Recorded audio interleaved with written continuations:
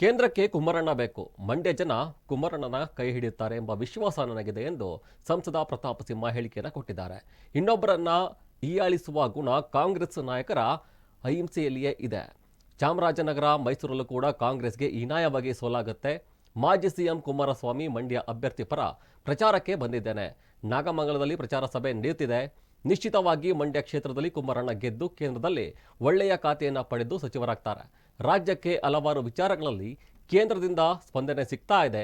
ಮಂಡ್ಯ ಜನರು ಕೂಡ ಉತ್ಸುಕರಾಗಿದ್ದಾರೆ. ಅಂಬರೀಷ್ ಅಣ್ಣನ ನಂತರ ಕೇಂದ್ರ ಸಚಿವ ಸ್ಥಾನ ಮಂಡ್ಯಕ್ಕೆ ಸಿಕ್ಕಿಲ್ಲ. ಈ ಬಾರಿ ನಿಶ್ಚಿತವಾಗಿ ಕೇಂದ್ರ ಸಚಿವ ಸ್ಥಾನ ಸಿಗುತ್ತೆ. ಮಂಡ್ಯ ಮತ್ತು ಈಗಾಗಲೇ ಹಲವು ಕ್ಷೇತ್ರಗಳಲ್ಲಿ ಬಿಜೆಪಿ ಅಭ್ಯರ್ಥಿಗಳು ಗೆಲುವನ್ನು ಸಾಧಿಸ್ತಾರೆ. ಬಿಜೆಪಿ ಮತ್ತು ಜೆಡಿಎಸ್ ಮೈತ್ರಿ ಮಾಡಿಕೊಂಡಿದೆ.